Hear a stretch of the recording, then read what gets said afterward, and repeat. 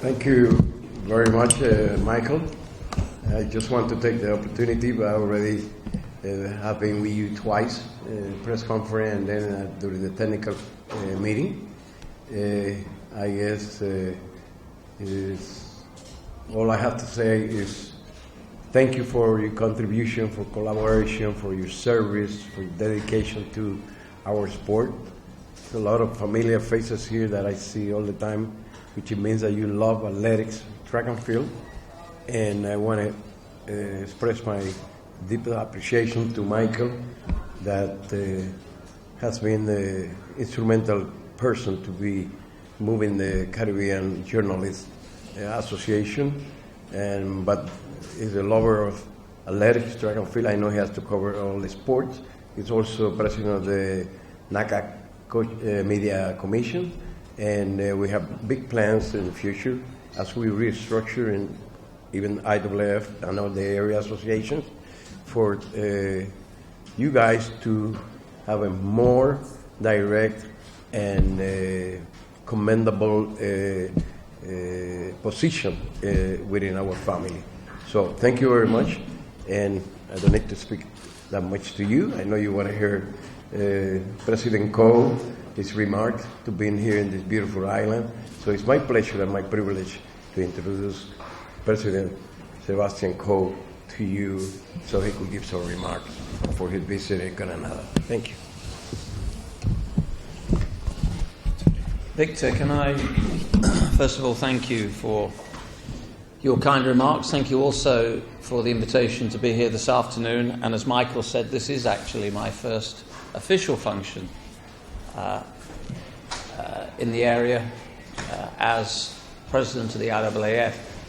This is not, however, my first visit to the CARIFTA Games, because I was here this time last year in St Kitts and Nevis, and I think probably got a greater understanding of both the challenges but also the fantastic potential there is, particularly in NACAC and the Caribbean, for developing our sport.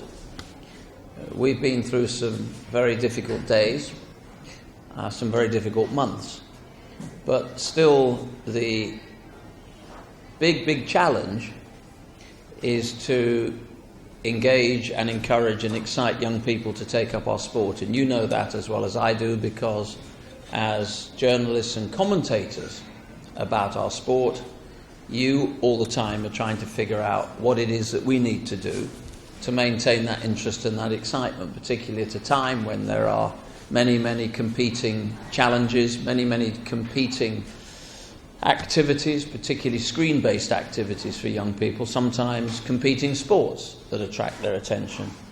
So for me, the blueprint, the template for developing the pathways that young athletes come through is probably nowhere better exemplified than in the CARIFTA Games. And that's why when, shortly after becoming president, I sat down with Victor and we looked at the things that we could do to make life easier for federations, for the area association to support the CARIFTA Games. And I often get asked by journalists when I'm travelling, and probably the most popularly asked question I get at the moment is, what's going to happen to our sport when Usain Bolt eventually leaves the scene? Who is out there that's going to replace Usain Bolt?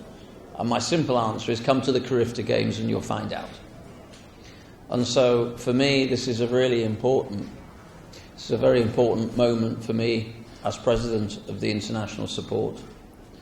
I'm very grateful to Victor and my colleagues at the IAAF for embracing all the new ideas and the new thinking that we must engage with in order to maintain our sport as the ¡1 Olympic sport, and that is very important, particularly with Rio just literally a few months away. We send a fifth of the competitors that go to an Olympic Games are athletes, and we should never forget that. And there's a very big appetite around the world to watch athletics. I've just been to the World Championships in Portland. I came here just yesterday from the World Half Marathon Championships in Cardiff. And so I know our sport is alive and strong and will continue to be like that. But in order to allow us to keep engaging and to exciting more young people to take up the sport, we have to be more creative in the way that we promote the sport. And I see the CARIFTA Games as one of those vehicles for really showing the rest of the world that young talent is there. And if it is coached well and it is resourced properly and it is within the structure that is ostensibly created by the member federations, because that too is vitally important, then we can go on growing the sport and we can go on being very competitive. So thank you for being here. I'm looking forward to a very, very good afternoon of athletics, and I'm looking forward to being at the CARIFTA Games for many, many years to come. Victor, thank you. Thank you. Thank you very much. My hope and concern is that through NACAC and that you could actually set up a template, have seminars that every country can actually participate in. And it matters not which country is going to run the games. There's a template that you can follow. And so that the effectiveness can boil over athletes, that they at least a bit more interested. Because if you don't have a very efficient and effective game, then sometimes you can actually lose interest. And as a result, this is my concern, to improve the efficiency, the effectiveness of the CARIFTA Games. The fact is that you have made mention of it, that it's one of the bedrock from which you can gain people like the Quran, the boards, the Sharia, and therefore it's imperative that we have this. So this is just my main concern. Yeah. My main concern. A template to be set in place that all countries, whenever you have a game, I mean, if you have a booklet, all the different areas, whether it's transportation, medical, media, you name it, there's a template set in place that gentlemen and ladies, you can follow this, right? And you can actually carry out the seminar in which you can encourage people, right, to participate so that we can have a greater level of knowledge.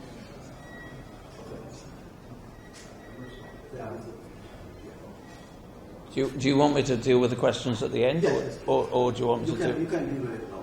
Now, look, I quite agree with you, and actually, if you'd been sitting this morning in the Congress, a large part of our discussion, or led by Victor, was about creating a template so that wherever those games go, there is a common standard of service, and there are two things in the creation of an event that I think are absolutely uppermost. First, and the most important, is the welfare of the athletes. You know, you talked about a template. Well, actually, the template is at its most important when you're creating and delivering the same service levels, so that an athlete that goes to the CARIFTA Games in 2017 and then goes to the CARIFTA Games in 2018 should expect the same type of service, the same type of care and attention. That's important. And secondly, it's the way that you engage with crowds. And I know from my visit to St Kitts and Nevis last year, that's done extremely well.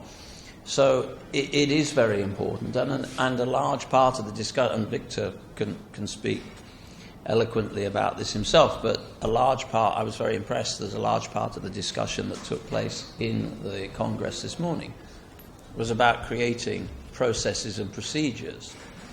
And I think Austin Seeley was also it made a very important contribution as one of the founding fathers of CARIFTA many, many years ago, and he said, look, yes, you want to be able to take it to as many different countries as possible, as many different islands as possible, but you don't want it to become too much of an inhibitor for smaller populations and smaller teams to feel that they can deliver a games. And I think that's where we recognise from the IAAF, I know Victor does from NACAC, that we can work together to help create a template, because it's not enough simply to say that you have a template.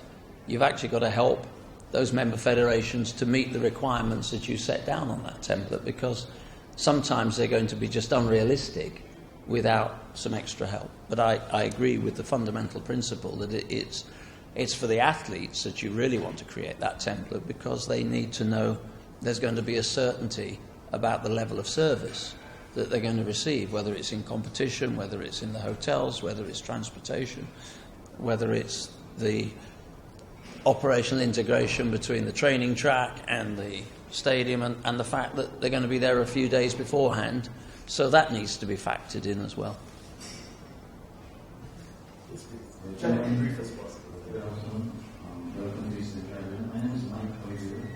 I'm from St. Vincent and Grenadines, one of the five coaching states, and famous studies in Jamaica. I'm back from St. Vincent, and we are really, really talented. There is no drive from our national association, nor the government, for us to help us into the track. We want probably 2 countries here to go to the track. I'm wondering if there can be some concerted effort between the two gentlemen to assist us to find a way to fund a track for my country. That's my way. Because I'm there, I'm probably to but it's difficult for us coaches. We have 163 coaches in this, and we can't get them out now. Thank you. Foster, comment on the real. Okay, I can deal with that one, yeah.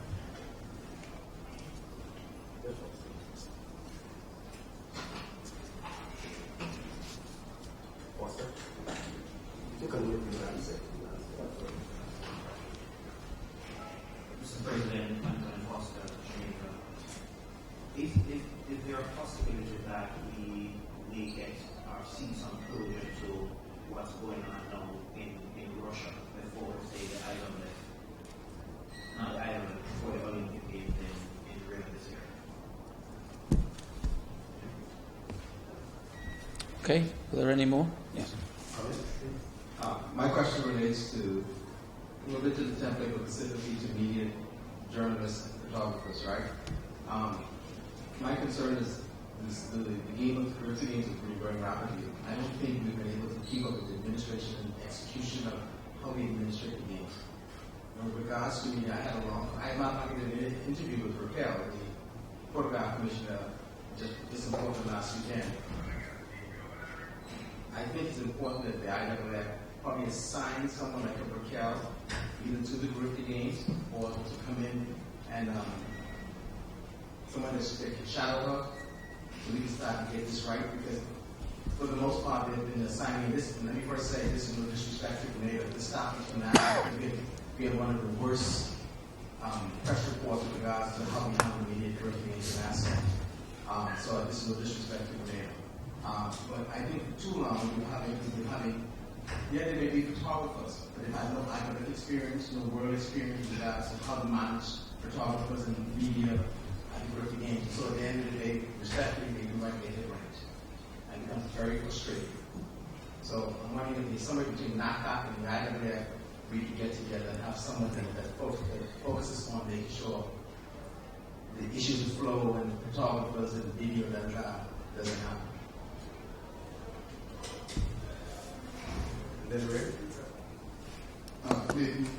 Trinidad and Tobago. We haven't heard about the CAC Juniors, it's all in the CI for NCC. CAC Junior Championships. Okay, so we will ask a question and then the gentleman will answer. Gentlemen of the table, simple question. CARIFTA Games, both of you have given a clear indication that that's really something that brought forward a lot of talent in Caribbean at the world. Well, I would assume that there would be need for another field. Most of our Caribbean athletes certainly will not be able to get to the United States or wherever in the first world in terms of the next level of the country. Is it possible that IAAF through NACAC can engage in the sponsorship of Caribbean teams, track and field, within the next 5 years or so?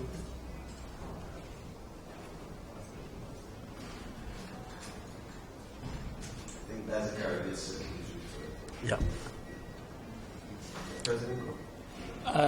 Yes, let me go take them in the order. St. Vincent, I signed just a few months ago a memorandum of understanding with the International Olympic Committee about the further development of tracks around the world, partly through our own International Athletics Foundation, which has in the past helped with some core funding that has been in part matched by the IAAF and sometimes even through Olympic Solidarity. We will continue with that, and I am acutely conscious that St Vincent is one of those countries that really does need some support here, and a synthetic surface is really important. I don't say this for any other reason other than practical application. There are a number of things, of course, that you need to take into consideration when you are looking at infrastructural delivery. Not just the cost of putting it down, but then the ongoing cost of maintenance and usage. And there are plenty of smaller areas that I've spoken to where sometimes they've said, and I'm not limiting ambition here, but because I think we need to listen to those member federations about their real local need, sometimes they're saying there are other things that actually would be more practical to us. But I do also understand from my conversations, particularly with Keith and your federation, that this is something that is high on our list. The third question, I think second question, was about Russia. As you know, we suspended the Russian Federation on November the 13th of last year. We received the report from the Independent Commission on the Monday, and the IAAF Council, including, of course, Victor, unanimously decided that the conclusions that were drawn from the Independent Commission were serious enough for a sanction. I then appointed a task force chaired independently by a Norwegian anti-doping expert who has many, many years of experience in this field, a guy called Rune Andersen, and 4 of my council colleagues, 4 of Victor's council colleagues, and they reported back to the council. They've had many, many face-to-face meetings with the new federation in Russia and the independent commission that is helping normalise the situation in Russia. Their advice after their recommendation when they reported to us just a few weeks ago in Monaco at our council meeting was that they needed more time. The council unanimously agreed to do that, and probably in the next couple of months, date to be agreed, they will return to an extra council meeting that we will be holding to give their recommendations and the conclusions to their review. So I don't think it's very sensible for me, given that this is an independent commission, to prejudge what they're going to say. But the council unanimously agreed that if it was the view of the commission that they needed more time to properly verify the changes that we have asked, the 5 key points that you will be familiar with, the change and the verification of that change, then it was better that we allowed them to complete the job, and we will know and understand a great deal more in the next few weeks. I do also accept the point about making sure media ops and the way that the media engages with events like this doesn't fall behind. I also know, and not just in this part of the world, but I know internationally, because I used to chair the press commission, that this is a really important aspect. The ability of an organising committee, the ability of a federation, the ability of an area association to make the very most, media-wise, from great events. And I will go away and look at the thought of assigning somebody to championships like this that can help you maybe for a few days beforehand and during the games to just bring a little bit more horsepower and a little bit more help to organising committees. And I recognise that will vary from place to place, but I'm really happy to look at that, and Victor, we can certainly take that offline when we look at the council. The question posed by Trinidad and Tobago, I think, was very specifically for Victor, so let me leave that with him. And the final question, I think, that was aimed at me is, look, the issue around our revenue-raising ability is really important. We have a partnership with Dentsu, which is our international marketing partners, but I'm also committed to creating an in-house commercial team.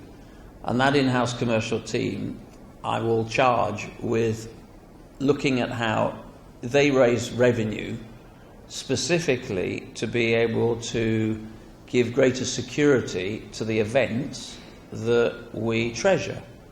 And clearly, if everything I've said about the CARIFTA Games is nothing more than warm words, then we need to make sure that we have a commercial team that are looking to help the area association raise more sponsorship and to make sure that the global sponsors that we do have are activating more actively in our area associations as well, because I've not in the past seen enough connect between what we've seen around the edges of a World Championship stadium and what, by trickle-down effect, goes to our area associations. And I think the creation of an in-house commercial team, which we've never really had, I think will make a big difference here.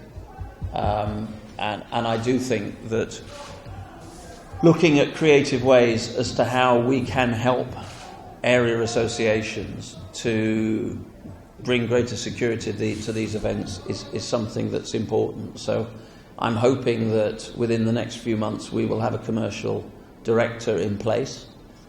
We're in the middle stages of appointing a full-time chief executive. We have an interim chief executive, Jean Gracia, the former director general of the French Federation, who's doing a very good job. But I was very determined to make this an international process. I want the IAAF to look truly international. So we hope to have an appointment made by maybe May, and somebody in place probably for practical reasons after the Olympic Games this year. Following on soon after that, because it would be inappropriate for me to pick the teams for an incoming chief executive, the next priority is to make sure we have a commercial director that can really help drive our revenue streams, particularly into events that mean so much to us like CARIFTA. Victor, I think there was a specific question that was raised by Trinidad and Tobago.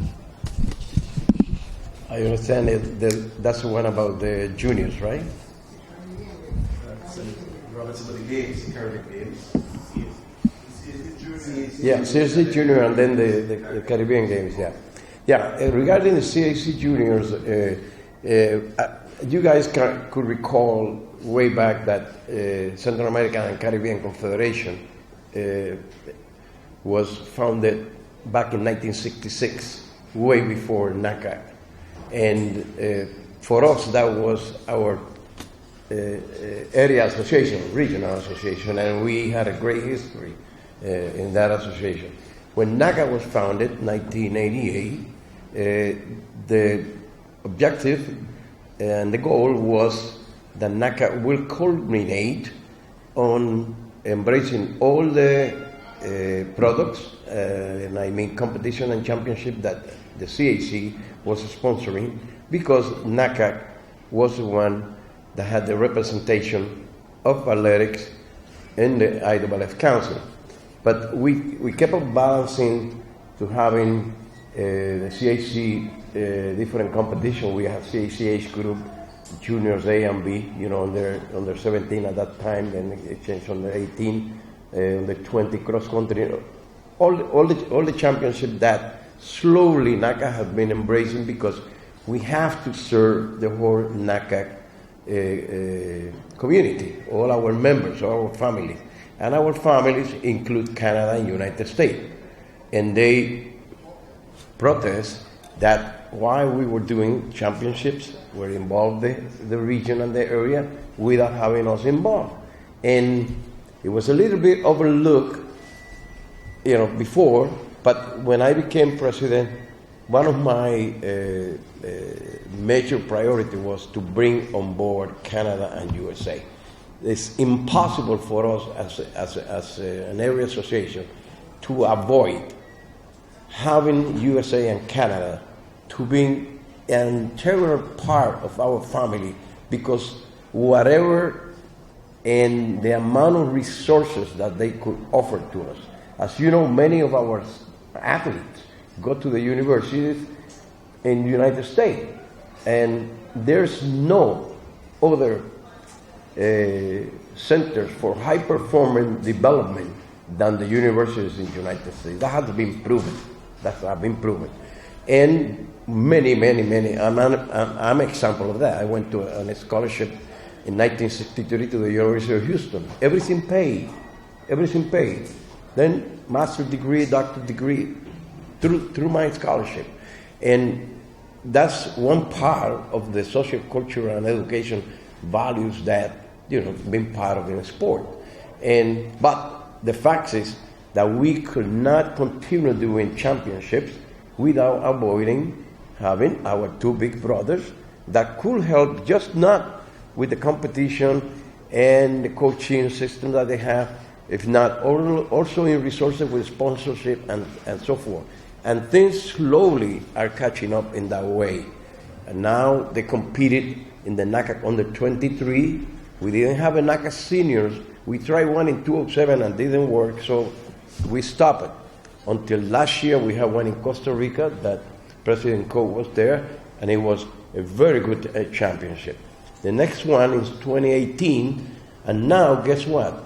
This is NACAC seniors in 2018, and their country fighting to be the host, because we feel that if we have a NACAC senior championship and we have our top athletes competing, and I'm not going to say Usain all the time, but the top people in every event competing from Canada, USA, Jamaica, Bahamas, Cuba, see?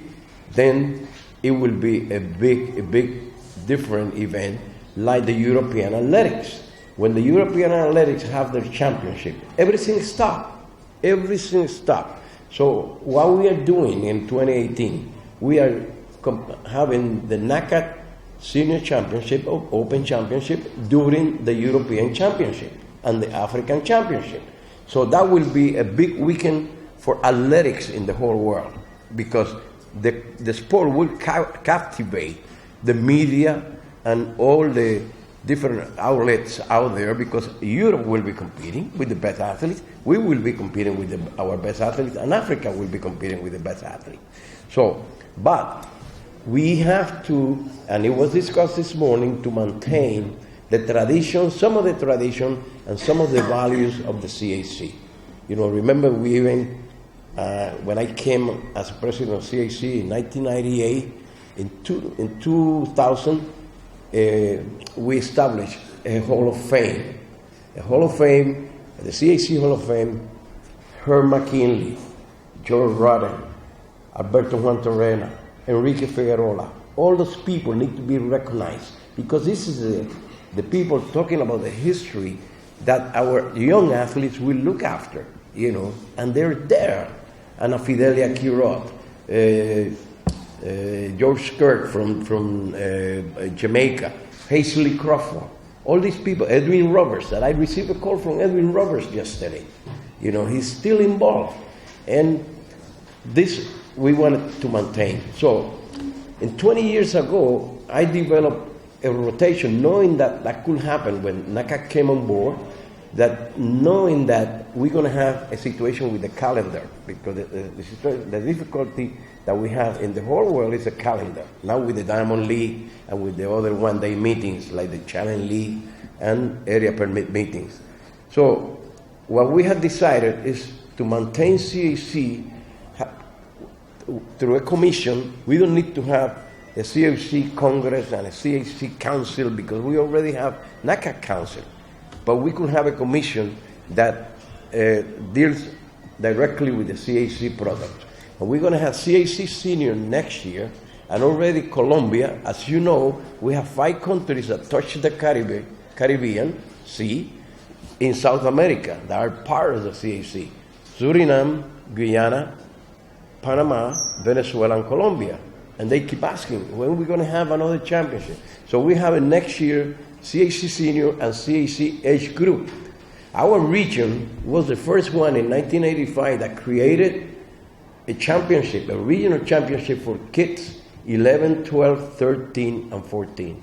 And Kim Collins has come through that, David Ferguson has come through that, a lot of the athletes that are now and were former Olympians and medalists came through that program. And we still have that program going, and it's fantastic.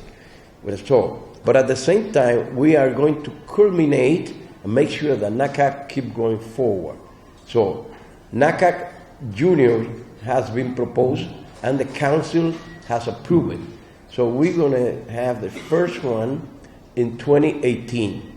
Why? Because in 2017 we had the Pan Am Juniors. As you know, that's another event has been going on for some 20 years, and it's very, very, very well attended, great competition, and that partnered us with South America Area Association and the NACAC Area Association. So we're trying to kind of partner with all the different sub-regions, and we have CADICA. CADICA is the countries in the Central America, all the way from Guatemala to Panama. That's another area. And we have OECS. We're going to have OECS Championship this year in Tortola, in British Virgin Islands. So we're trying to cater to everybody, and make sure that everybody's happy, and all these sub-region organizations are moving on. Going to the Caribbean Games, what we are developing is a one-day meeting series like Europe has, and Africa has, and Asia has, that makes sense. We're starting early April, and we're going to start with the Chris Brown Invitational. Then we move into Bermuda, who is doing the first one of the area permit meeting. Then we go to Jamaica, which is an international world challenge event. And we have one in Cayman after that. Then we have British Virgin Island. We used to have one, well, we have one in Puerto Rico, which is Ponce. We had to take a moratorium this year because of the financial crisis back in Puerto Rico. But hopefully we will resume next year. So Pauline Davis is a project leader in the council, in the NACAC Council, of this one-day meeting series.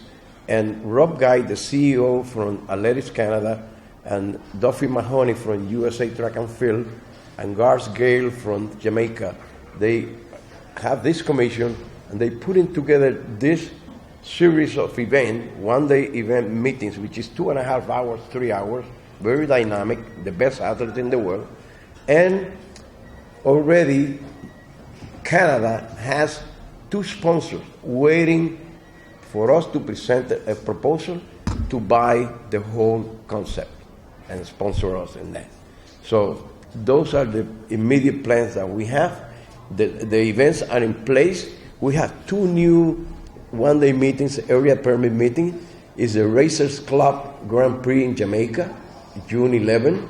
And Usain Bolt is one of the founders of Racers Club, that's his club. And this is a huge event, over $1.5 million USA in the organization and prize money and all that. And then Trinidad and Tobago, we're going to have the Trinidad and Tobago Grand Games, and they already have Usain Bolt signed that is going to compete there, also with a budget of over $1 million. So we're making some progress, and that series, hopefully we could sell, and they will be marketable for sure, for television and all that. So hopefully the sponsor will come. But going what President Koch said, when I was thinking about the organization of CARIFTA, how big it's getting, and we were signing this contract with Flo, I consulted with Ernest Oben, the media person from the IAAF. I consulted with Paul Hardy, director of competition, because we are growing, and sometimes our athletes and you guys, media, are a little bit ahead of all us, the leadership, the administrators, because the great majority of our federations are run by what? Volunteers. Doctors, engineers, they work. They're not full-time, 24 hours, 7 days a week. I have the luxury, I have a good pension, I'm retired, my wife the same thing, and we dedicate our life to this. No days, nothing. 24, 7 days for track and field. But that's not the case in all our countries. Hopefully in the future, something like that happens, Different than FIFA, that has a big time budget, and a lot of the people that are in the federation get paid, and they have large staff, Anyway, that's where we're heading, and once again, you are key factors in this thing, spreading this word and stuff like that. Michael suggested we should have a meeting here with the key people from the commission, from the NACAC commission. We will have, because I want to get you guys together sometime, coming in the fall after Rio, and start kind of brainstorming where we're going to keep going and so forth. Okay. Then for Ricardo.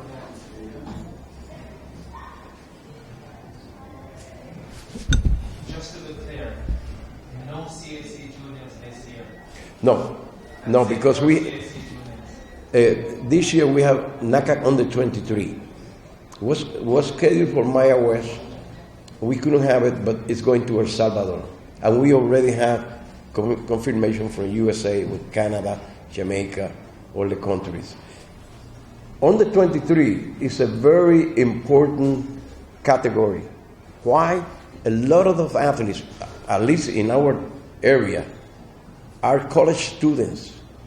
And if you don't have a competition, regional or world championship or something, for them, for the ones that are emerging, they graduate from college, what they do?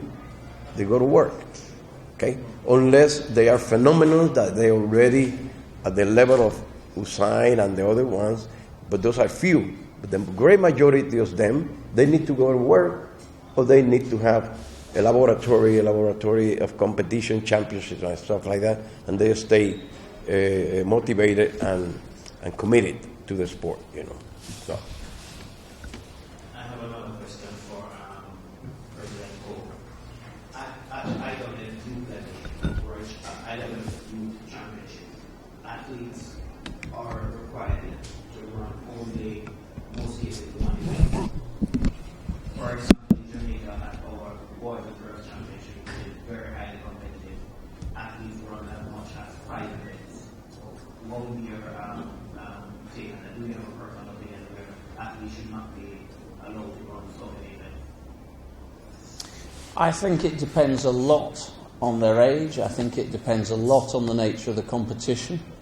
There clearly is a point in a championship or a competition where you would be nervous about athletes running too often, particularly while they're in their formative physical years, and sometimes you don't want them thrown into an environment that actually puts them off mentally from wanting to enjoy competition. You don't want them in competition where they're going to be humiliated. So I don't know that I'm not sure that there is a standard format that we should follow, but clearly we have guidelines. And those guidelines are, this is something that our coaches commission would look at, probably our medical commission as well. But I'm loath to sit here and say, without specific examples, where those boundaries would be. But in a World Youth Championships, you're right, we do encourage an athlete to focus on one individual event. If you look beyond that, then I actually want to encourage timetables for senior competition that do allow athletes to double up more regularly. 100 and 200 is okay, but in my career, it wasn't unusual for athletes to be running 8 and 15 in the same championships. You might not want at youth level athletes to be doing that because it is attritional. It's very hard. So I think it depends a lot on what you're asking them to do, both in quantum and quality, before you set hard and fast rules.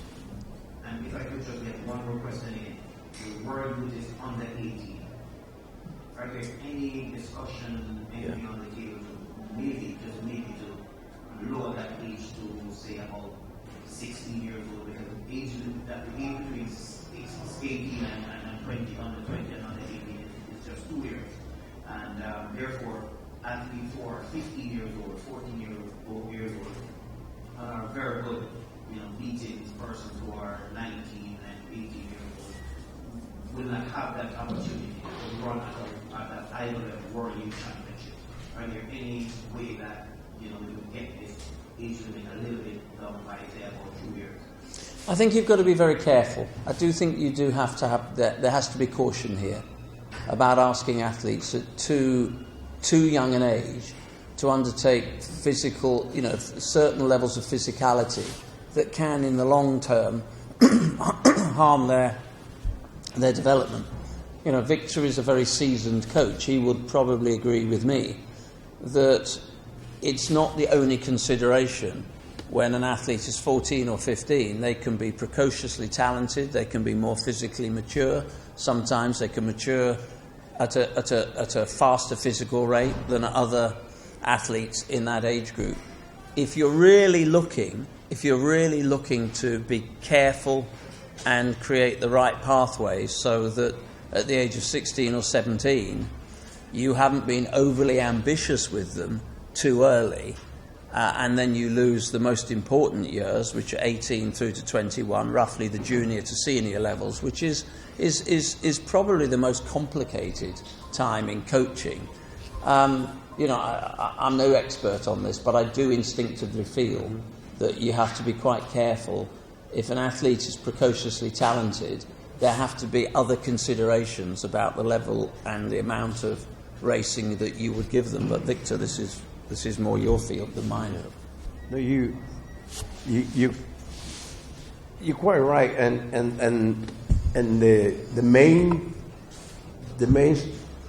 factor that you have to consider here, and we do it through coaching education, is that we get excited and we start training our young people like adults, and that is the dangerous. When I was growing up, I used to do shot put, the pole vault. I'm talking when I was 14, 15 years old, everything.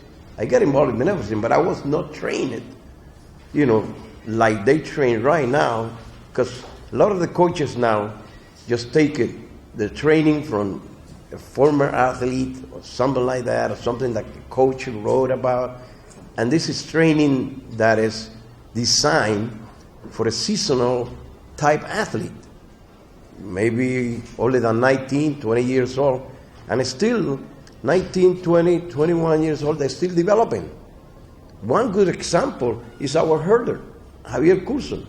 He starts showing what he is when he was 23, 24 years old. And he's been, for 3 or 4 years, the best in the world. Because what he did, all his juniors and youth years, was play around. Run the high hurdles, jump because it's 6'6", high jump, play basketball, all this type of thing. But coaches get excited, and then they start hammering to the athletes, This was, and I give you an example, this was a national concern in Cuba. And even President Fidel Castro got involved and said, why Cuba doesn't have the sprinters that they used to have in the past? And all the islands in the Caribbean are passing it. But what happened is, Cuba has a competition of all the provinces and a big, intense competition, and the provinces that win the competition get the highest amount of fun. So the coaches start training this young kid too hard when they were 15, 17, 16, 17, around there. And the sprinters, they show some talent, all of a sudden they start dying and getting injured. So it's important, but then they discuss at the national level, discuss the situation, and they are, looking at that now. Let's do the final brief questions. Very brief. right here. Just as because we're media centered here, I just want to know, is there a possibility you can provide some level of assistance to young photographers, young media personnel, in terms of facilitating them going to cover, a lot of these beats in the Caribbean as well as across the world? Because what is happening is that there is still a pretty limited group of media personnel as we have here. But I'd like to know if there's a possibility of making assistance through the scholarship, financial assistance to have them go to cover. We do that actually. We do that. I was in Africa at the beginning of last year speaking to the Ethiopian Sports Journalists Association, and exactly that point was raised, and I made the point at that stage that actually we do that.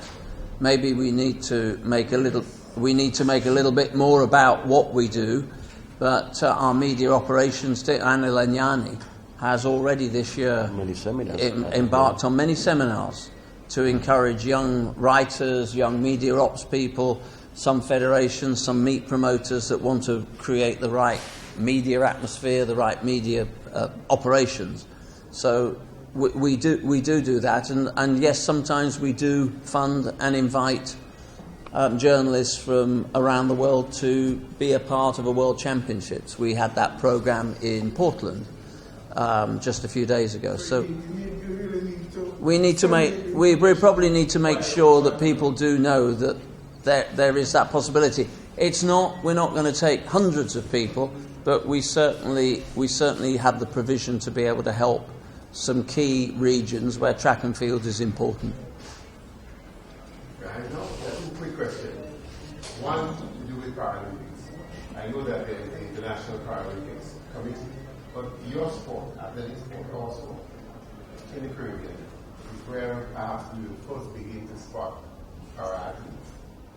We do have a few in Grenada. We do not have a regional championship as yet, but what is, to me, in short supply, athletic coaches who are able to work with both the able-bodied and the so-called para-athletes. Will the IAAF NACAC consider some investment in coaches in particular, so a coach can be well-groomed to do the able-bodied as well as the para-athletes? And the final question to Lopez is, what are the main decisions coming out of your Congress, which I think concluded a while ago? Shall I take the first one, please? Yeah. No, look, I chaired the organising committee in London, and I was the chair for both the Olympic and Paralympic Games. So I do actually really get and understand Paralympic sport. And actually, if you look at the more successful teams that were competing in London, the successful teams that provided very good performances in the Olympic Games are often providing very good services and performances in the Paralympic Games. And I'm speaking very narrowly at the moment, but actually cycling, the cycling team, the British cycling team at the Paralympics was as effective competitively as the Olympic team, and they didn't have specialist coaches. They had coaches that worked across both classifications. And so that is important. And actually, if you look at the delivery of most Paralympic sports events, they are effectively being delivered by people who are also delivering sports in Olympic category as well. So this is something we've looked at. We've agreed to have a closer working relationship with Paralympic sport. Many federations have close working relationships, and it's something that is taken more and more seriously. And in fact, in the London World Championships next year, just a few weeks beforehand, we have the Paralympic World Championships as well. So I think we will instinctively find, over the next few years, more commonality, both in coaching and in event organisation. But I think it is also important and this is the core message I get from Sir Phil Craven, the president of the the Paralympic Committee, is they also want to maintain their distinctiveness. And that is a twin challenge for all of us. I think perhaps the most important, there was a lot of interesting decisions made, but the most important is the same thing, the first question. CARIFTA is growing, and I mentioned it to President Coe last year, and then when he became president, we sat down and talked about it and stuff like that. CARIFTA is becoming a world-class event. So next year is going to Curaçao. When Curaçao had the last international this type of event? We don't know. So what we're going to have, and we was decided there, to put a group together of our most experienced people in the CARIFTA Games, most knowledgeable in athletics, track and field, and include also resources from the media, from the medical area, all that, presentation of event, television production, all that. So that committee, that group will be helping, and we will be setting guidelines and regulations for the CARIFTA Games in the future. Making sure that we deliver what the athletes are doing. The athletes are running world-class time, some of them top in the world, so they're getting ahead of the whole game. So we need to make sure that we have the support in place, that when the games start, everything goes by the book.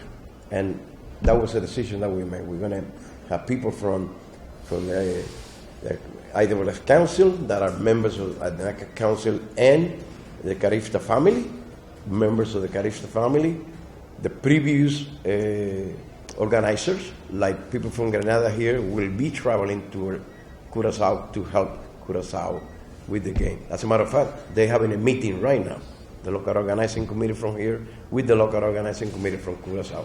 I had 3 meetings with the Curaçao people already to talk about the funds and what it takes and all that. But about the day-to-day accommodation, all the little things, the local organizing committee could share that with the next site. And 2018, we're going to Bahamas, and 2019 to Cayman Island. Okay? Just to show you I was listening. Yeah, I was too, but I've been listening for, well, you the same thing,